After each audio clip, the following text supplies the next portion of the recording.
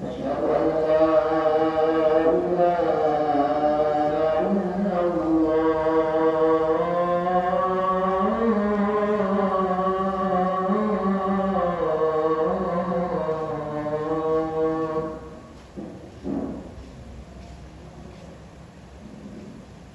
أشهد أن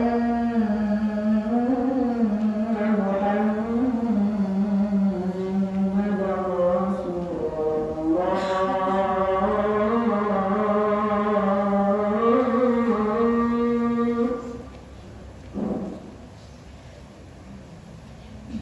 أشهد أن محمدا رسول الله.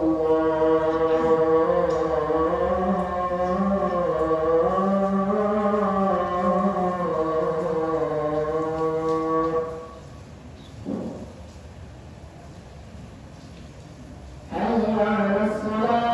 حي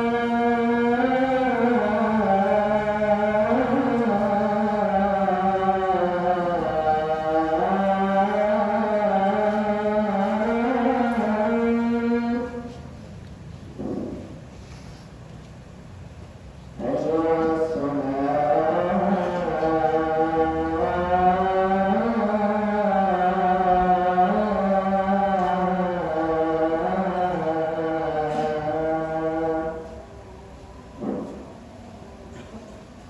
حي على الفلاح.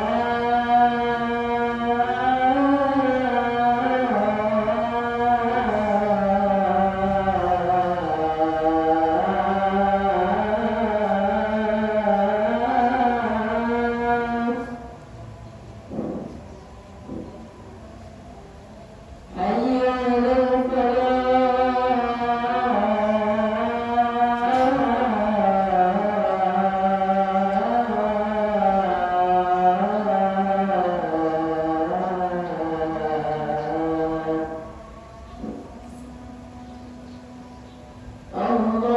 الله أكبر. الله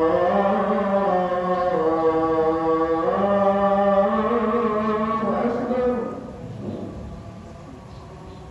لا إله إلا الله.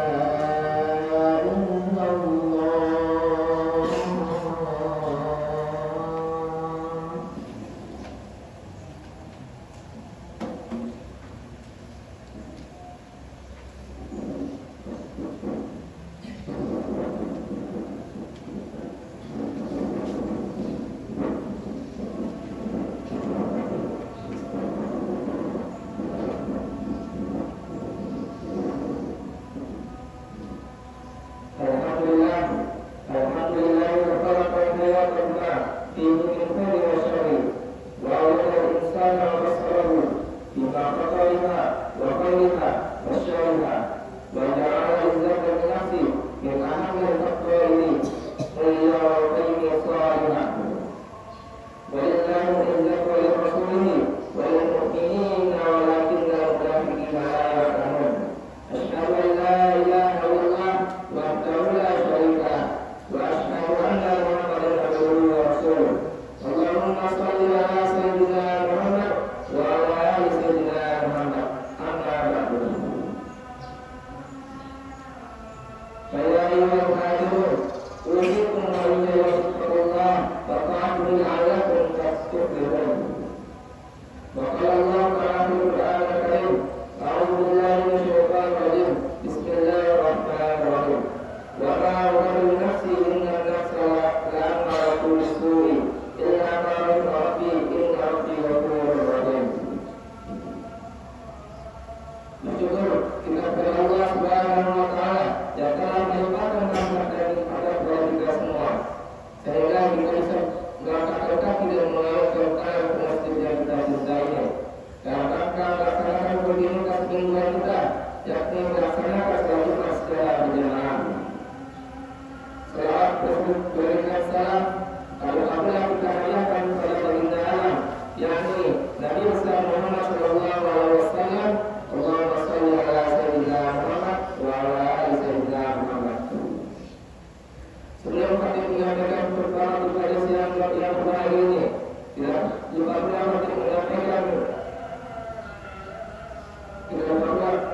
kepada kita sendiri untuk meningkatkan ketakwaan kita kepada Allah Subhanahu wa taala. Takwa dalam artian menjalankan seluruh perintahnya dan menjauhi segala larangannya. Adapun keempatnya pada siang bergantian malam, kemuliaan jiwa yang mengintrospeksinya. Ma'asyiral muslimin rahimakumullah. Jiwa tidak akan menjadi mulia kecuali dengan mengambil sifat-sifat yang mulia dan menjauhi sifat-sifat yang buruk. Oleh karena itu, Allah menciptakan manusia, menjadikannya sebagai pemimpin di muka dunia ini, menerangkan kepadanya jalan kebaikan dan keburukan, memberikan jalan menuju keselamatan dan menyuruhnya untuk menggunakannya, memberinya amanat atas dirinya, dan menerangkan kepada sifat-sifat yang buruk agar dia bisa mengendalikannya dari keliharan. Allah Subhanahu wa taala berfirman, "Wa ma ubari'u nafsi, inna nafsa la'amara bis-su'i illa ma rahima, rabbi inna rabbi ghafurur rahim." Dan aku tidak membebaskan diriku dari kesalahan, karena sesungguhnya nafsu itu selalu menyuruh pada kejahatan, kecuali nafsu yang berontak pada Tuhanku. Sesungguhnya Tuhan Maha Pengasih Maha Penyayang. Quran Surah Yusuf ayat 53. Dikarenakan jiwa terdiri dari tiga macam, nafsu amarah, lawanah, dan mutmainnah, maka Allah menentukan dari diri dari kerusakan, menunjukkannya kepada kita, dan kita membunuh diri kita, dan mengangkat siapa saja yang membunuh dirinya, atau menjadinya mendapat neraka jahanam. Allah Subhanahu wa taala berfirman, "Wa la taqtulu anfusakum, innallaha sadiqur rahimah, wa man yaf'al dzalika udwana wa zulma, fasawfa nuslihi nara wa kana dzalika 'ala Allahi yasira." Dan jangan kamu membunuh dirimu, sesungguhnya Allah Maha kepadamu, dan barang siapa berbuat demikian jangan melanggar kehendaknya, maka Allah akan memasukkan ke dalam neraka. Jadi itu telah mudah bagi Allah Subhanahu wa taala. Quran Surah An-Nisa ayat 29-30. Ma'asyiral muslimin rahimakumullah. Maka seorang muslim berkewajiban menghindarkan dirinya dari segala penyebab kebinasaan hingga dimakan dan sedang berdiri secara langsung atau mengkonsumsi sesuatu yang dapat membinasakannya seperti merokok, mabuk-mabukan, narkoba, dan berbagai macam lainnya. Selain itu, seseorang mukmin berkewajiban menjaga dirinya agar tidak terjatuh dalam perbuatan haram seperti zina, bohong, mencuri, menyuap, syirik, riya, dan lain-lain. Karena perbuatan ini akan menyebabkan siksaan, kehancuran, dan perhitungan yang buruk. Perbuatan ini juga pernah dalam Allah Subhanahu wa taala, barang siapa yang mengerjakan akan diakan oleh dirinya. Sebagaimana firman Allah, "Wa man yata'adda hududallah faqad zalama nafsah." Dan barang siapa yang melanggar hukum Allah, maka sesungguhnya ia telah berbuat zalim terhadap dirinya sendiri. Quran Surat At-Talaq ayat 1. Karena ia telah menjerumuskan dirinya pada kemungkaran, dan termasuk menjaga jiwa adalah mulai dari diri sendiri. Bila disuruh untuk kebaikan atau dicegah dari perbuatan munkar dan maksiat, untuk berbuat kebaikan, meninggalkan kejelekan dan menjaganya dari yang neraka dengan perbuatan taat dan meninggalkan kemaksiatan. Allah Subhanahu wa taala berfirman, "Atamuruna an-nasa bil-birri wa tansawna anfusakum wa antum tatluna al-kitaba afala ta'qilun." Mengapa kamu menyuruh orang lain mengerjakan kebaktian, sedangkan melupakan diri kewajiban sendiri? Padahal kamu membaca kitab Taurat, maka di dalam kamu berpikir. Surat Al-Baqarah ayat 44. Bila Islam telah menjadikan Islam menulis profesi sendiri dan menghadapkannya dengan praktis-praktisnya, sesungguhnya Islam telah mengajarkan kita untuk memuliakan diri kita, tidak mengatakannya pada kehinaan, ketakutan, kelemahan dan dosa atau kelemahan. Termasuk dengan memuliakan diri adalah menolak kebenaran dan meningkatkan kezaliman dan menangkal kezaliman, kemarahan, penghinaan dan musyrah dengan segala cara yang telah ditetapkan. Karena kemudiannya merupakan prinsip jiwa yang mulia dan termasuk dalam kepribadian yang kuat adalah menangkal kezaliman meskipun kebenaran yang ia dapatkan. Islam menerangkan kepada kita bahwa masalah keluarga sangat berkenaan dengan Islam. dunia. Barang siapa di pagi hari yang menjadikan dunia ambisinya, maka ia tidak memperoleh apa dari Allah. Barang siapa yang tidak mempedulikan urusan umat Islam, berarti ia bukan dari mereka. Barang siapa yang melakukan mengenal dirinya untuk bukan karena terpaksa, maka ia bukan dari kami. Sidang teman-teman yang dimuliakan Allah Subhanahu wa Ta'ala.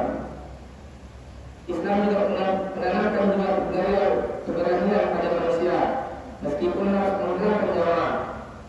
Seorang laki mendatangi Nabi SAW dan bertanya, "Wahai Rasulullah, bagaimana menurutmu bila ada seseorang yang datang untuk menghambat aku?" Beliau SAW menjawab, "Jangan kau berikan padanya hartamu." Ia bertanya, "Bagaimana menurutmu bila ia mengganggu?" Beliau SAW berkata, "Lawanlah dia." Ia bertanya, "Bagaimana menurutmu bila ia membunuhku?" Beliau SAW menjawab, "Engkau berada di surga." Ia kembali bertanya, "Bagaimana menurutmu jika aku membunuhnya?" Beliau berkata, "Ia berada di neraka." Hadis riwayat Muslim. Oleh karena itu, Islam menjadikan kehidupan umat ini tergantung pada keberanian dan kemuliaannya. Bila umat ini terlepas dari arti kemuliaan, maka Allah akan melakukannya dan mencabut keberaniannya. Nabi SAW bersabda, "Idza ra'aita ummati muhajiran taqula lil-zalim, ya zalimu faqad talaqqa minkum." Jika engkau melihat umat segan untuk mengatakan kepada si zalim, "Wahai zalim, tinggalkan mereka." Hadis riwayat Hakim. Yaitu berhak dikatakan selamat tinggal. Oleh karena itu, Islam mewajibkan seorang Muslim untuk melawan jika ia dipaksa untuk mundur tentang perkara agama atau kebebasannya. Bila ia tidak mampu untuk melawan, maka ia harus berhijrah ke perlawanan bagi agama dan kebebasannya. Allah Subhanahu wa Ta'ala berfirman, "Qul ya ibadalladzina na'amanu taqullaha rabbakum lilladzina ahsanu fi hadhihi dunya hasanatan wa ardullahi wasi'atun innama yuwaffas sabiruna ajrahum bighairi hisab." Katakanlah, hai hamba-Hambaku yang beriman, bertakwalah kepada Tuhanmu. Orang-orang yang berbaik di dunia ini memperoleh kebaikan. Dan ini Allah itu luas, sesungguhnya dari orang-orang yang bersabar yang ditentukan pahala mereka kepada Tuhan surat Al-Zumar ayat 10. Sesungguhnya tidak pernah diterpasul serta Allah demi tujuan ini mereka menolak mundur sedikit pun dari agama mereka. Mereka adalah menanggung sengsara dan menjauhnya demi kebebasan dan agama mereka. Disebutkan dalam hadis, "Ma'tuqabuna dinihi wa basyahidun wa ma'tuqabuna dini wa basyahid wa ma'tuqabuna dini wa basyahid." Barang siapa terbunuh karena membela agamanya, berarti ia syahid. Barang siapa yang terbunuh karena membela kebenaran, berarti ia syahid. Dan barang siapa yang terbunuh karena membela hartanya, berarti ia syahid. Hadis riwayat Tirmidzi.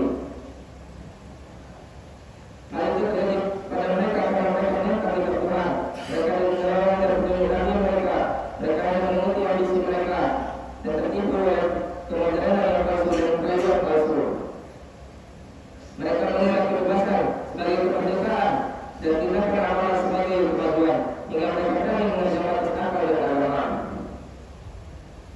Sesungguhnya jiwa yang kotor menimbulkan gejolak pada ketentuan hukum dan bisa lepas dari mewujudkan tujuan yang buruk. Tetapi jiwa yang mulia justru ia menambah kekurangan dan berbagai keadaan dan menampakkan kesempurnaan dan dalamnya serta melakukan yang terbaik. Di tengah-tengah beragam perbedaan, oleh karena itu mengenal jiwa merupakan harus utama dalam menciptakan kedamaian dalam hidup ini. Barakallahu wa fil Qur'anil azim wa nafa'ani wa iyyakum bima fihi min al-ayati wa dhikril hakim. Wa taqabbal minna wa minkum tilawatahu innahu huwal ghafurur rahim.